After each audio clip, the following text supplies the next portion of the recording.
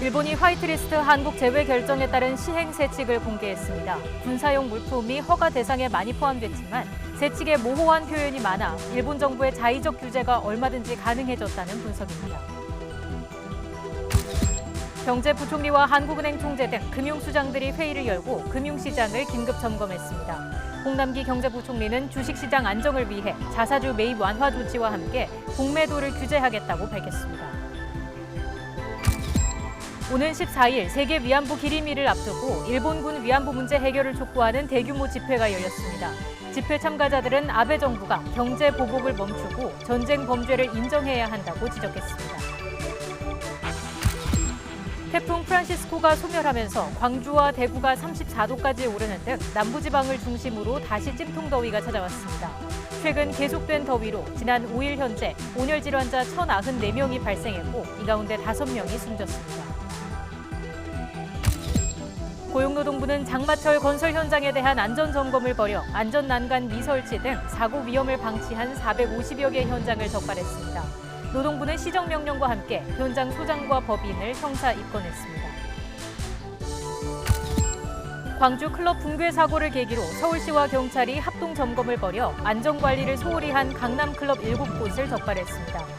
이들 클럽은 불법 증축을 하거나 비상 통로를 막는 등 안전 규정을 지키지 않은 것으로 확인됐습니다.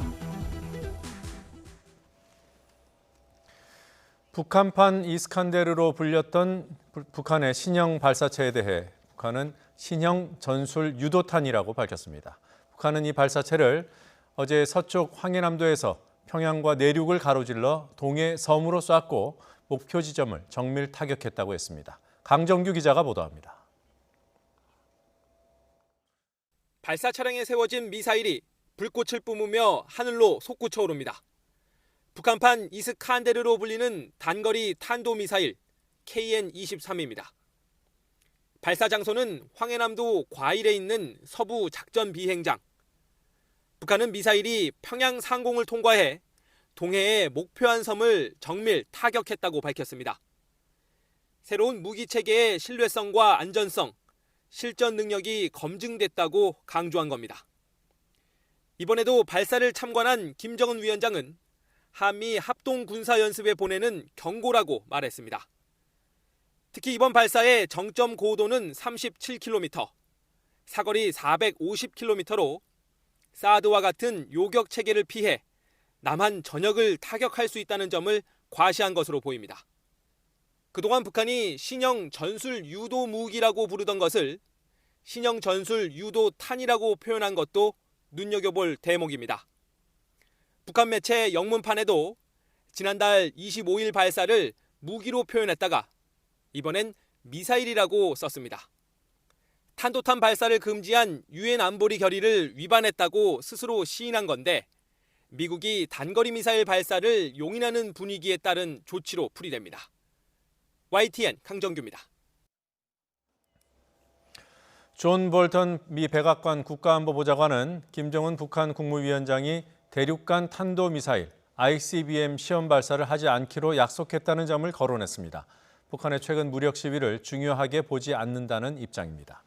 페루 리마를 방문 중인 볼턴 보좌관은 폭스뉴스와의 인터뷰에서 대통령과 김정은 사이에 합의가 있으며 트럼프 대통령이 아주 주의 깊게 상황을 지켜보고 있을 것으로 본다며 이같이 말했습니다.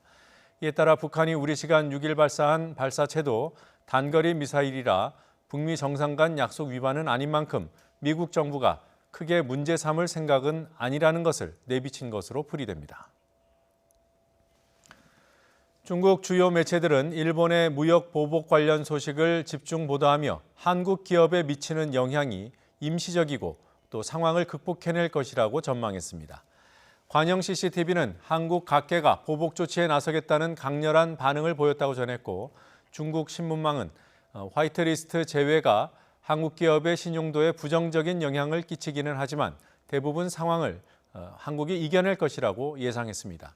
또 이번 조치로 한국의 반도체와 디스플레이 생산 기업이 재료 공급에 차질을 빚기는 하겠지만 이와 관련한 영향은 임시적이고 그다지 크지 않을 것이라고 분석했습니다.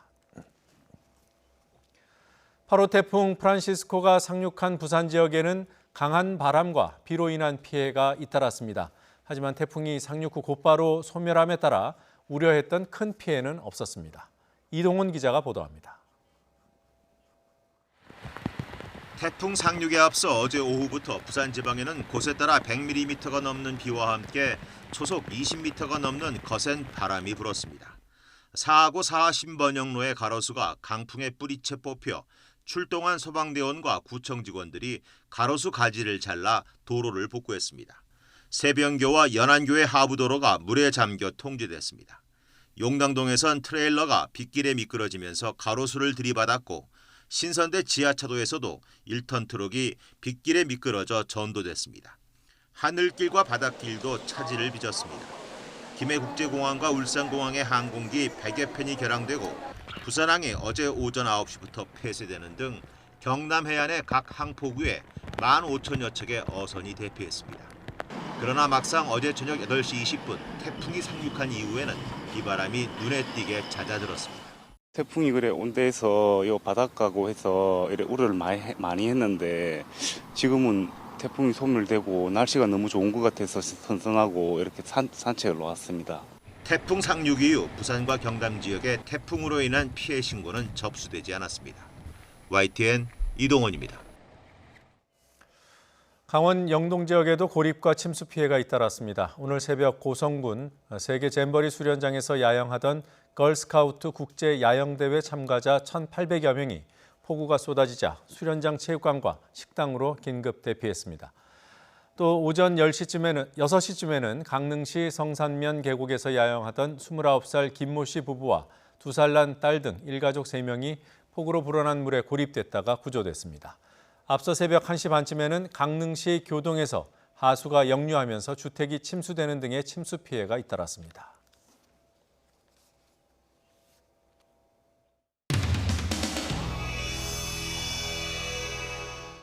그렇습니다. 예, 근데 제가 어제 국방위 속기록을 보니까 군사합의 위반이라고 얘기를 하셨습니다. 근데 왜 이렇게 두 분 의견이 틀리죠? 9.19 군사 분야 합의 위반은 아니다. 그러나 그 취지에는 어긋난다는 취지로 얘기를 한 것 같아요. 제 판단은 이렇습니다. 국방부 장관님과 군은 군사합의 위반이라고 생각하는데 정의용 실장님 눈치를 보는지 아니면 대통령 눈치를 보는지 제대로 말을 못 하시는 것 같습니다. 감정적으로 그렇게 말씀하시고 답변 기회를 안 주시면 아니요, 저는 이건 계속 정치 똑같은 못하다고. 얘기를 하기 때문에 답변을 드릴 거라고 똑같다면 생각하지는 저는 않고요. 의원님이 말씀하시는 내용이 사실과 다르기 때문에 아니, 그런데 지금 그걸 확실하게 아니죠. 사실과 분명하게 다른 게 할 필요가 아니죠. 있다고. 제 속기록에는 그렇지 속기록을 않습니다. 좀 보여주시죠, 그러면. 내용은 나중에 시간이 질문이 제약이 돼 있기 때문에 제가 여기서 실장님하고 계속 논란을 벌일 수가 없습니다. 저도 그렇습니다. 뭐 논란 벌리고 싶지가 않습니다. 지금 그 말씀 답변의 태도는 뭔가요? 뭐 정확하게 말씀드리는 거죠. 제가 보고받은 거하고는 완전히 다른 말씀을 하시니까. 제가 지금 여기 속기록 있다고 말씀드렸잖아요. 글쎄요, 그거 보여주세요 그럼. 상당히 불쾌합니다. 정용 실장님. 저도 불쾌합니다, 의원님.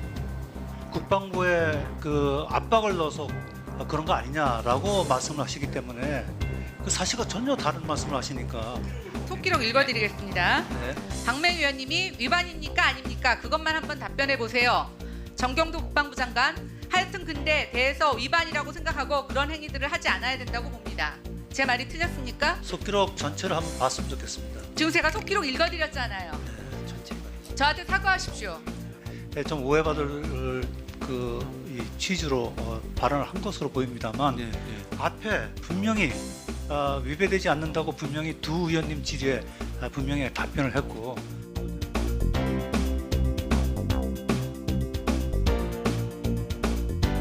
자, 저를 초선이라고 좀 무시하시는 것 같은데요. 그렇지 상당히 않습니다. 불쾌하다고 의원님이 생각합니다. 오히려 저를 무시하시는 것 같은데요. 저기 제가 김 의원님이 무슨 초선이기 때문에 윽박지른다 이렇게 주장하시는 것은 참 너무 제가 국회에 와가지고 어떤 의원님이 초선이고 어떤 님이 재선이고 그런 걸 구분해서 말씀드린 적이 한 번도 없다는 걸 분명히 말씀드립니다. 김연아 의원이 질문할 때는 속기록을 근거로 한 거예요.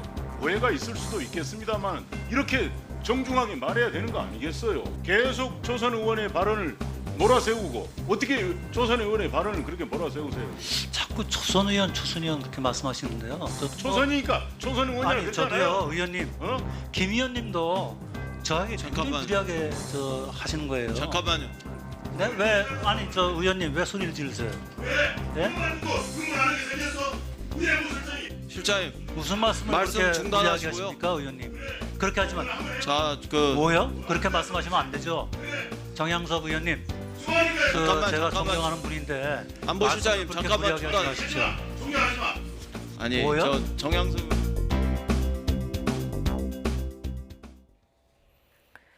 오는 14일 세계 위안부 기림일을 앞두고 일본군 위안부 문제 해결을 촉구하는 대규모 집회가 열렸습니다. 정의기억연대 등 800여 명은 오늘 낮 서울 종로구 옛 일본 대사관 앞에서 1399차 수요 집회를 열고 위안부 문제에 대한 일본 정부의 사죄를 촉구했습니다. 참가자들은 위안부 피해 생존 할머니가 20명밖에 남지 않았다며 아베 정부가 경제 보복을 멈추고 전쟁 범죄를 인정해야 한다고 지적했습니다. 일본이 평화의 소녀상 전시를 일방적으로 중단하고 전시장을 폐쇄했지만 소녀상을 향한 관심은 더욱 뜨거워지고 있습니다.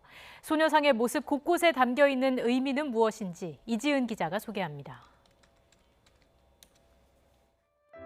한복을 입고 담담한 표정으로 의자에 앉아있는 소녀. 마치 우리 주변의 누군가처럼 친근하고도 앳된 모습입니다. 특별한 모델이 있는 건 아닙니다. 그 의미는 한 분의 역사로 국한이 되면 많은 분들의 역사를 함께 담을 수가 없었을 것 같아서 그 시대의 여인을, 그 시대의 소녀를 표현하고자 했습니다. 거칠게 잘린 단발머리는 강제로 끌려가야 했던 아픔을, 제대로 땅에 닿지도 못한 채 들린 발뒤꿈치는 불안함을 안고 살아야 했던 고통의 세월을 의미합니다. 어깨에는 새가 앉아 있는데 새는 얼마나 고향에 가고 싶으셨겠어요. 그러한 자유에 대한 의지, 그리고 평화에 대한 의지, 그리고 돌아가신 할머님과 살아계신 할머님을 연결해주는 그런 영매의 역할을 하고 있습니다. 할머니 모양 그림자 속엔 한 맺힌 넋을 위로하는 나비가 있고 소녀상 옆에는 누구나 앉을 수 있는 빈 의자가 놓여 있습니다. 나는 그럼 무엇을 함께 할 수 있을까? 손잡아주는 자리입니다. 저희는 그래서 옆에 손을 잡아줬을 때, 의자에 앉아서 손을 잡아줬을 때 이 소녀상이 완성된다고 생각을 합니다. 일본 정부는 이번 아이치 트리엔날레뿐 아니라 국내외 곳곳에서 소녀상 전시와 설치를 막기 위한 전방위 압박을 펼치고 있습니다. 그 과거의 역사를 기록한 소녀상이 있고 그게 또 자꾸 퍼져나가니까 그런 불편함이 두려움으로 오는 게 아닐까 싶습니다. 일본이 눈엣 가시처럼 여기며 두려워하는 평화의 소녀상은 오늘도 두 주먹을 꼭 쥐고 말없이 앉아 역사의 진실을 이야기하고 있습니다. YTN 이진입니다. 27명의 사상자를 낸 광주 클럽 붕괴 사고에도 불구하고 여전히 안전관리를 소홀히 한 서울 강남의 클럽들이 적발됐습니다. 서울 강남경찰서는 지난 1일부터 사흘간 서울시 등과 함께 강남 클럽 7곳을 점검한 결과 불법 행위 12건을 적발해 관계기관에 통보했다고 밝혔습니다.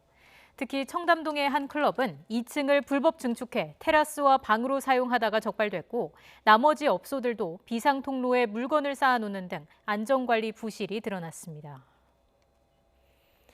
고용노동부는 지난 6월 10일부터 한 달여 동안 전국의 건설 현장 773곳을 대상으로 장마철 대비 산업 안전을 감독한 결과 59%인 458곳에서 중대한 사고 위험을 방치한 것으로 드러나 현장 소장과 법인을 형사 입건했다고 밝혔습니다.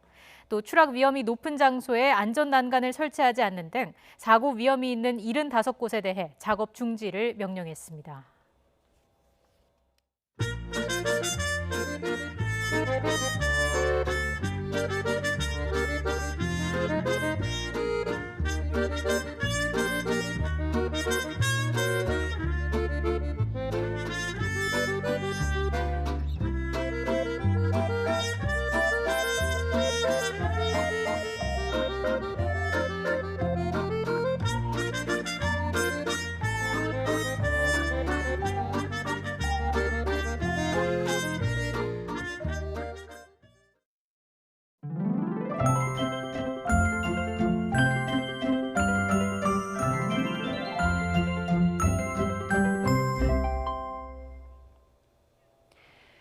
천둥이 남긴 비구름의 영향으로 강원 북부와 경기 동부에는 여전히 비가 내리고 있습니다.